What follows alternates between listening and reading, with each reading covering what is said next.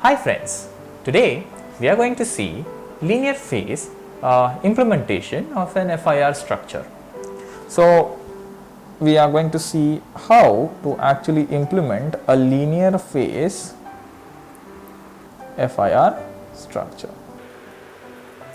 Let us directly jump into a problem and solve it, because there is no point in explaining the theory behind the structures. So we will directly jump into the problem and we will see, and then we will analyze that what benefit actually it has given us. Okay, so the problem for today is given as, let's say, h of n is given as delta n plus 1 by 2 delta n minus 1 minus 1 by 4 delta n minus 2 plus delta n minus 4 plus 1 by 2 delta n minus 3.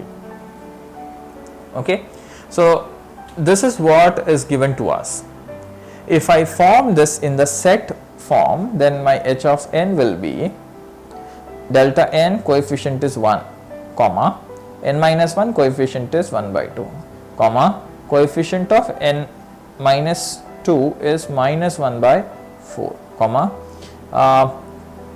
coefficient of n minus 3 is 1 by 2, and coefficient of n minus 4 is again 1.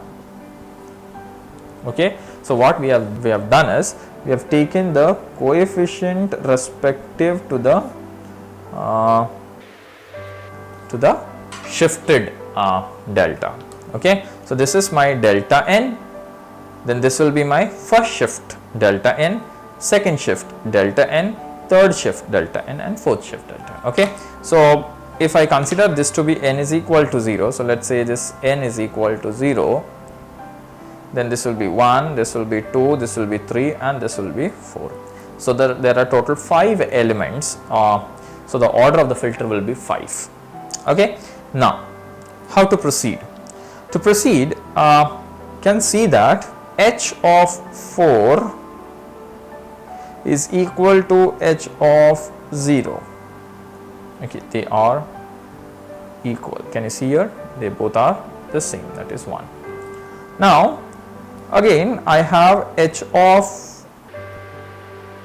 1 and h of 3, both are equal again, right? So basically we see that the multiplying factor or the coefficients of the delays are the same. That probably may not sound very familiar or very nice to you, but let us see what that sentence mean to me. To see that sentence, what does it mean to me? I will apply Z transform, because I need h of z, right? So when I apply Z transform, I will get h of z equals to, if you apply Z transform on this, delta n Z transform is 1 plus coefficient, constant coefficient comes out as it is, delta n minus 1 will give me z raised to minus 1 into 1 minus, because sign has to be sustained, 1 by 4 coefficient, then I will have z raised to minus 2, delta of n is 1, then plus I will have, let's say I will write this term first because that comes in the chronological order, it will give 1 by 2 z raised to minus 3 and finally plus 1.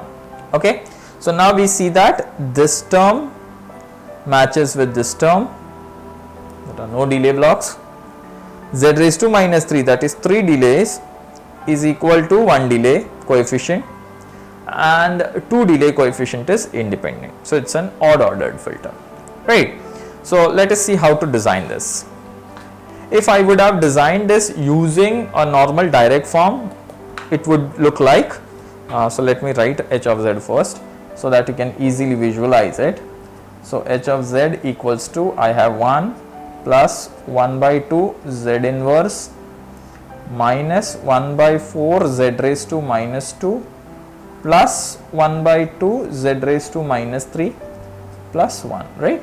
So this is what my h of z is, and now I am going to first to show the direct form structure, and then we will design the so let us say the direct form, which I write in short form as DF. So the direct form structure will be, I will have x of n, x of n, x of n, x of n, x of n. Okay, so I will have x of n. Okay, I'm extremely sorry, this 1 will also I have this 1 is the coefficient, but we have 4 times delay also. So this will be z raised to minus 4 into 1. Okay, so here also you make changes, it will be z raised to minus 4. Okay, now the first delay will be, then I will have 4 delays because the highest degree of the polynomial is 4. So 1, 2, 3 and 4. Okay, and then I will get the output. I will not get output from here. Let's see. Now x of n is multiplied by 1, so I will have 1. Then z inverse have, that means first delay have the multiplying factor of 1 by 2. Then second delay having a multiplying factor of minus 1 by 4. Z raised to minus 3 have a multiplying factor of 1 by 2, and lastly the fourth multiplying factor is 1. Okay, now let us add them all. So I will add them all.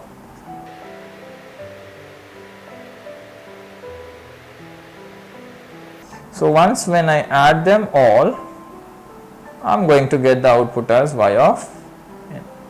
This is my input x of n. Okay, so this is what my direct form looks like, but I don't want to draw a direct form. I wanted to draw a linear phase. Now let us understand how a linear phase look like, or what is the structure of a linear phase. Now we know that z raised to minus 4 and z raised to 0 are the same. Z raised to minus 3 and z raised to minus 1 are the same. The coefficients are the same, and z raised to 2 is independent.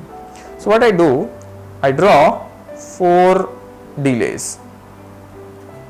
1, see the order in which I am drawing, 1, 2,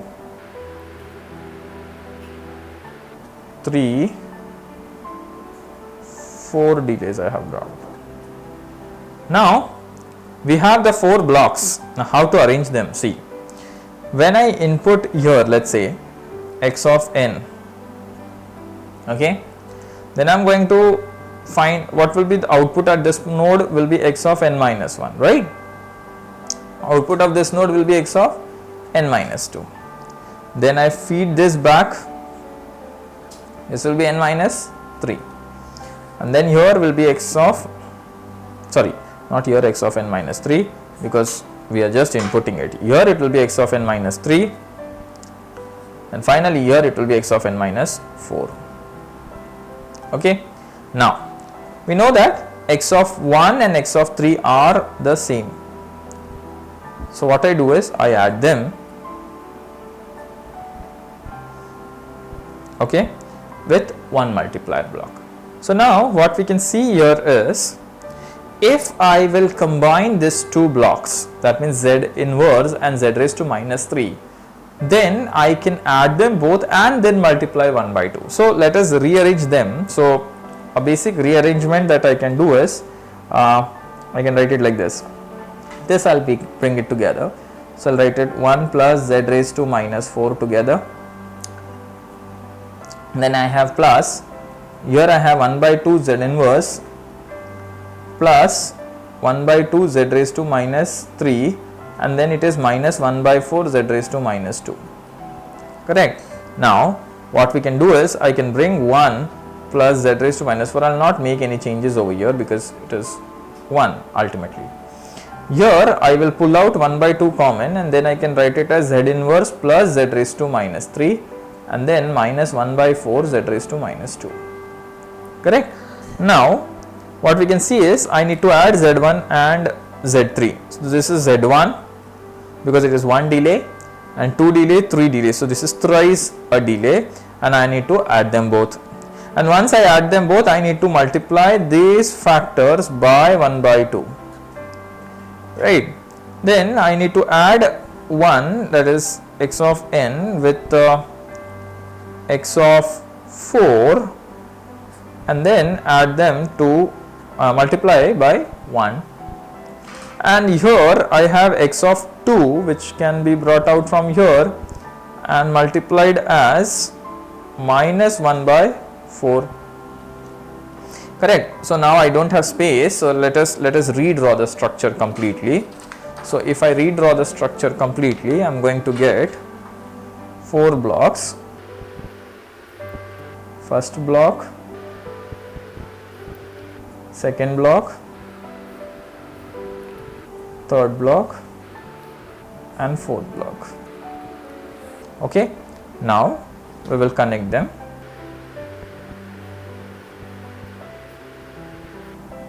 Then we will connect the delays.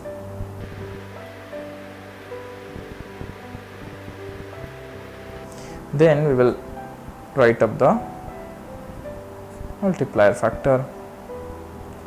Here the multiplying factor is 1, here the multiplying factor is 1 by 2, and here the multiplying factor is minus 1 by. See here this node completely is x of n minus 2. So this will be x of n minus 2, or we can say that z raised to minus 2. This is OR. Okay, z raised to minus 2 is OR. Now what we need to do is, once we have received this, we need to add them all. So I will add this. This is my y of n.